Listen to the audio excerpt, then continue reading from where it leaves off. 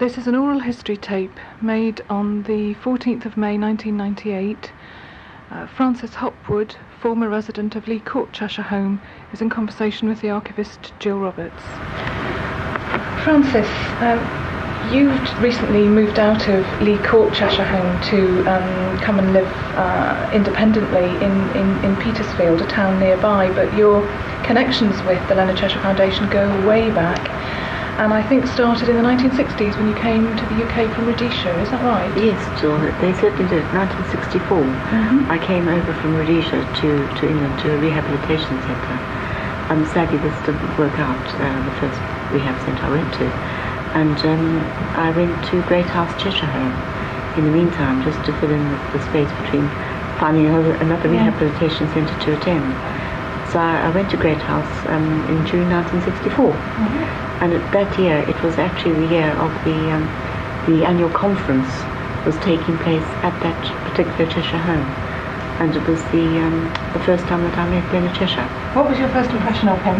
I think, as you have heard from other people, it's just one of them total amazement that this man that you'd heard so much about and read so much about, and for all that he had done, not just during the war, but what he had set up, was such a down to earth, just an ordinary human being. You know, we put him on a pedestal, but of course he was just an ordinary person. And I always remember the day after the conference on the Sunday, sitting at the back door at Great House, which was this lovely big old house, which has of course been added to since those days. But we were sitting in the back, and there was an old couch, a leather couch, at the back by the telephone. And I can see we were sitting there, sort of lounging back on it, talking to a group of residents, just chatting to us about what we felt we wanted to do and what we wanted to get out of life. And he is a lovely man. How long were you at Great House for? I was there for 15 months. Right. And then I went to a rehabilitation centre near London. Right. And then I went back to Rhodesia. Back to Rhodesia. You were born in Rhodesia? I was, right. yes, I was, yes. And then you, I believe, came back again? I did, What yes. was behind that move? I lived in Rhodesia with my mother from leaving England. In 1977 we decided to come back to England. My mother was from Bristol originally. She went out to Rhodesia when she was a little girl. And we decided to come back to England because there weren't the residential care places in Rhodesia at that time. And there are now three Cheshire Homes in Rhodesia. But so we came and stayed with a friend near London who had been looking at the possibility of going to a Cheshire Home near her. And I was very lucky to be able to go there to Gerrards Cross. Gerrards Cross? Yes, the Chiltern Cheshire Home. Oh, the Chiltern Cheshire Home, yes, right. Yes, and I went to stay there. I was there for a year. Right. Before I transferred down to Lee Court, purely because of having family in this area. Right. My sister-in-law lived near Petersfield. Right. And did you notice any difference between the two Cheshire Homes before you went to Lee Court? Were they run along the same lines? Oh no, very different. Were they? Very different, right. yes. Right. I think Gerrards Cross was near the town. It was smaller. And Lee Court was vast and bigger and out in the country. Yes. So two very different places. Both places run differently, but lovely people at the top. And of course, Lee Court's the flagship home, isn't it? It's the first one that was established. Yes. So. I don't think I realised just how important a role it played or plays in the foundation until I actually went to live there. I'd heard about it way back in '64. I'd heard about Lee Court. One had read about it too in the Cheshire Smile magazine, but you didn't actually realise it until you went there to visit. And of course, when I went there to live. And you were there for? I was there for 17 years. 17 years, that's a long time. Yes. So shall we talk about, perhaps a little bit about your days at Lee Court? 1979, I think, was the year. Yes, I went to live there in early '79. Right. Yes. How many residents were there? There were 54. That's 54. Well, actually, there were 50. I think there were 51, and then there were 3 respite care beds or 2 respite care beds. And at that time, it was just at the time when residents on the management committee were asking about whether we should really reduce the numbers and give better quality of living for residents, because one or two of the rooms were very, very small. Yes. Because they'd been made into extra bedrooms. And so after much discussion, it was agreed that really they could cut the numbers down to 50 and knock the bedrooms that were very small back into decent sized bedrooms. So you mentioned residents on the management committee. I think that was an initiative taken by Lee Court, wasn't it, to have residents on the committee at all? Yes, in the mid-60s, I believe.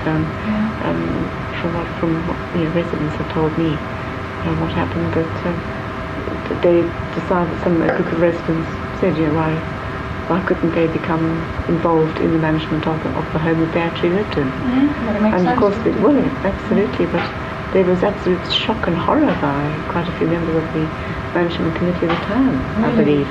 Yes, but fortunately the chairman at the time, I think it was a person, Hampton Inskip, who later was a trustee of the foundation and also a judge, said, well, why don't we give it a try? And I think one or two people resigned from the management committee, because what would disabled people wanting to be involved in the management committee of a home? The fact that they lived there, their own home, was beside the point. What was GC's opinion of this idea? I think he was. I have a feeling, if I remember rightly, that he was all for it. I can imagine. He was in agreement, and of course the year's trial period proved to be a great success. And from there onwards, residents have always been represented on that particular committee, and were you as well as other committees. Were you on that committee? Yes. And I think you also played a very important part in as editor of the Cheshire Smile, which is the in-house magazine for the Cheshire Foundation. That's right. Well, of course, that started at Lee Court. That was a newsletter, originally at Lee Court in the early 1950s. That was the sort of in-house newsletter.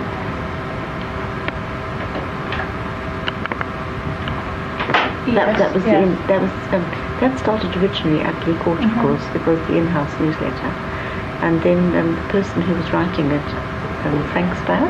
Oh yes. I think he was asked if he would take it on and develop it into a more into home magazine, between the Cheshire homes that were opening up at the time, rapidly like mushrooms all over the country, whether he would take it on, and he said yes, and he edited it for about 14 years, I believe, and of course that was an amazing accomplishment.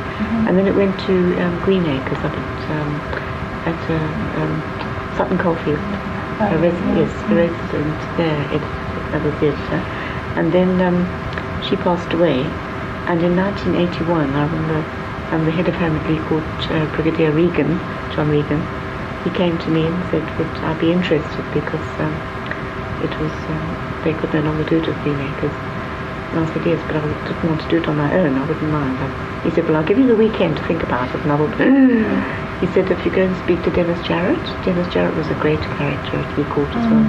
One of the residents also who had a lot to do with the management side of Lee Court, other committees as well. He was a great character, very much one of the supporters and residents who helped Lee Court get on its way, and an example to for other homes to take an example from. And he had said yes to editing the Smile as well.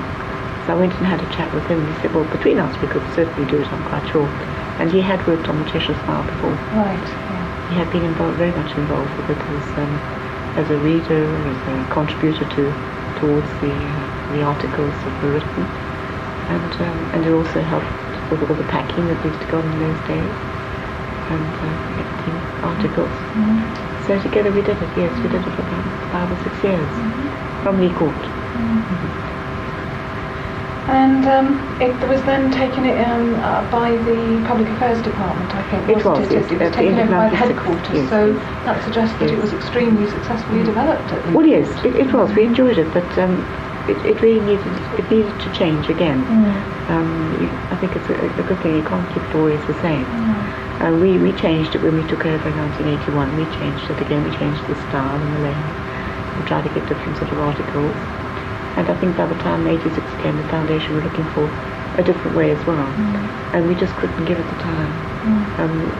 For being physically disabled, we needed more input, and we just couldn't. We didn't have the time to do it. Didn't have the resources. So it was taken over. Yes, it was taken to London, and once again it was changed, and again for the better as well. Every stage of its development has been it has grown until it's what it is today. Lee Court is often used as a venue for conferences, international days, world weeks, whatever you like to call them, gatherings of the great and the good from all over the world to do with the Cheshire Foundation. You must have been involved with those one way or the other. Yes, well, together with many. Yes, together with many other residents. I don't think I realised just how grand and great Lee Court was until I started getting involved, and especially when the first the year of Disabled People in 1981. When we had the big international day at Lee Court in the July. And of course, those of us who were on the different committees, we were very involved. During that particular World Week, I went up with Dennis, of course, because of being editors of the Smile. There was about 8 of us who went up, because we had Frank as the historian. He went up, Dennis and I as editors of the Smile. Then there were residents in their own right. The publicity officer at Lee Court, Barbara Lloyd Evans, and about eight residents all went up with our carer to the Tara Hotel. And then, of course, we had the big day down at Lee Court on the Sunday. And that was absolutely incredible. Sadly, it was the most dreadful day weather-wise, because it was very cold, and the poor people from the east and from Africa, of course, who were used to hot weather, they just couldn't cope with this cold July day. But it was wonderful. We were a part of the welcoming group. There were 8 of us sat by the front door of the court welcoming all the delegates and visitors. I think there were over 800 people came. Goodness me. Yeah, it was incredible. And after the big lunch in this huge marquee, after the lunch there was a fly past by the War Memorial fly past, where you have the Spitfire, the Lancaster bomber, and the other aircraft. I forget. There's 3 aircraft anyway that fly over. Yes, but they came over and we all stood and waved, and the three and terribly moving, very, very moving. We're calling Leonard Cheshire as the war hero. Yes, of course, yes. And he, of course, in the marquee during lunch, he gave a speech. And of course there was replies given by international delegates as well from all around the world. And that was the most amazing day. And of course since then there have been other World Days as well. From 1981 there was another one in 89, and then another one in 94. Yes, 94. And this year of 1998, of course, is a very special year. Yes, it's going to be another one. Yes, the Golden Jubilee. The Golden Day. Jubilee, yes. In July.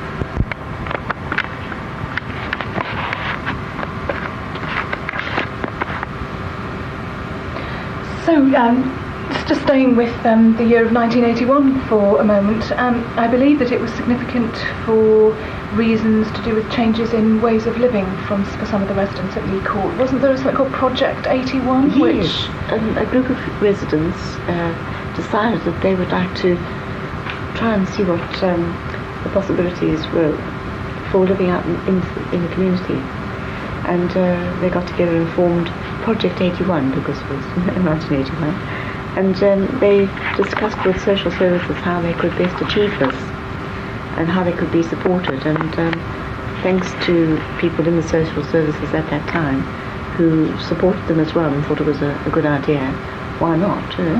And the first resident out of that group to move out was a lady called Liz Briggs, who's very much involved in the disability movement, independent living movement in the area, in Hampshire.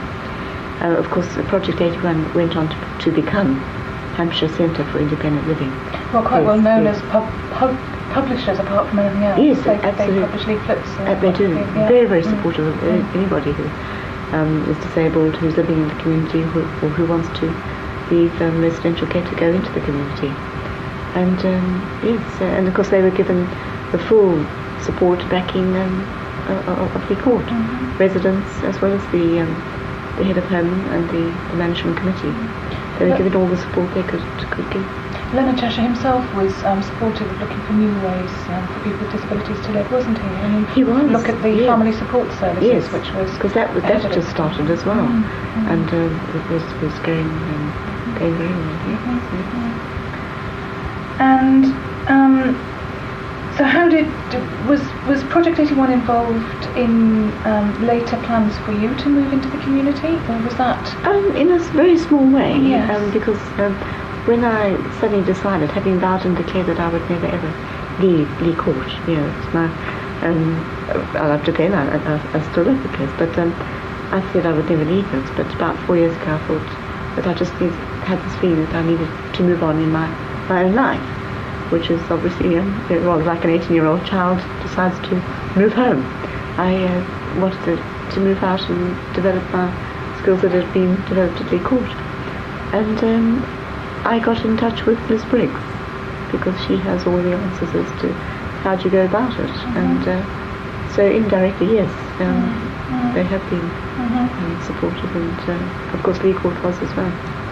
And there was something called Living Options also grew out of yes, Living Options started about 1989 when a group of residents and management committee members decided that we really needed to look at something that Lee Court could do, because things were happening in the rest of the country as well for independent living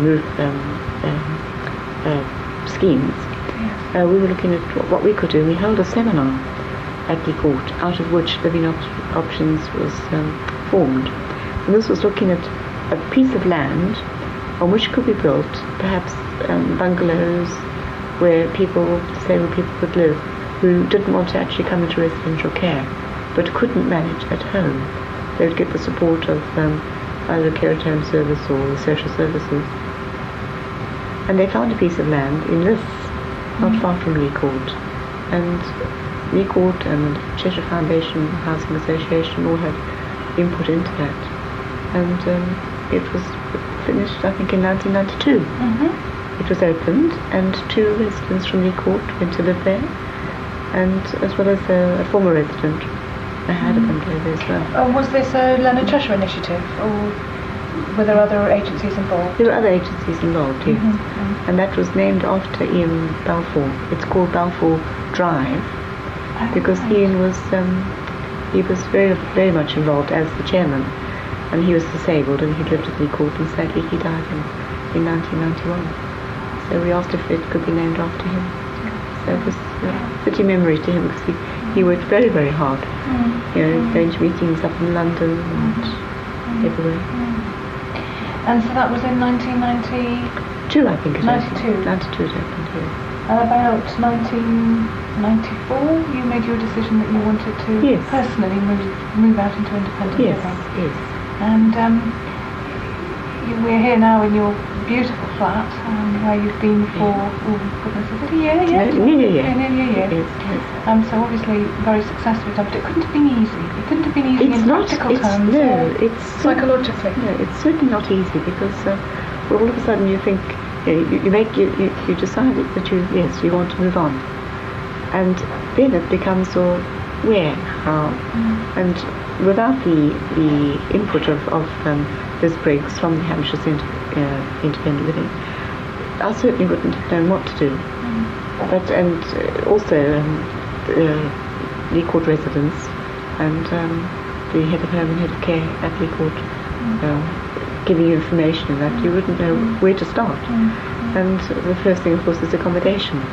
And I'm extremely grateful, because Lee Court have actually purchased the property. So they are my landlords. So I'm actually still a resident, but a sort of an outside resident of Lee Court, which is rather nice. You're an extension of Lee Court. An extension of Lee Court. And it's getting hold of it's different. It's managing your own affairs, and it's the finances, what you pay towards your cost of living in residential care. It's just a different way of doing it. And at first you're in a panic and you think you'll never ever cope with it, the financial stuff. But once you move out, it all falls into place. And you know, the shopping and the making sure you're paying your television license and things like that. It all just falls control, I it's suppose, control. Once you've got Yes. that control, it does all just fit into place. And it's up to you to make sure that you know that everything is up and running. And you have care support? Yes, I use the Social Services Security Mid Scheme, which is it's running well, and And this is another new departure, isn't it? Is this not the first time that Lee Court or any Cheshire Home have purchased a property and residence? I think they're starting. I think other homes are doing it. Right. Yes, I think down at St Bridget's. I think down in Rustington. Yes. I think they have 2 or 3 I think properties that they have bought for independent living units outside. But Lee Court is also within its own grounds has got 2 bungalows which they rent out to disabled people. I'm thinking about it. well. I think Edinburgh has got similar schemes. Yes, I think I Is read it? about that. And Dumfries, And perhaps, Dumfries, as well. yes. So It's the beginning of another new phase. and it's something that Leonard Cheshire always, he always said the outreach programs, go beyond your Cheshire Home. Don't just think about the home and people in the home. Go beyond and support people outside as well. Okay. Which of course he often mentioned in his speeches when he spoke at conferences and things like that. So you think he would have approved? I think he would have been highly delighted. Yes, I can see him sitting in the chair and in his gentle way saying, "This is delightful." So you can recommend such a route to people I can. who feel People a little who suddenly feel to change. who feel that they've come to the end of their what they've been given in residential care and what they've without equal support and all the help that they give to residents to lead as normal life as possible, as well as to help the home run by being on the management committee and things like that, which develops your skills and gives you the confidence to do it. To go on into the next Into the next stage of your life, Very interesting. Frances Hopwood, thank you very much for giving me your time. Thank you, Jo. Thank you.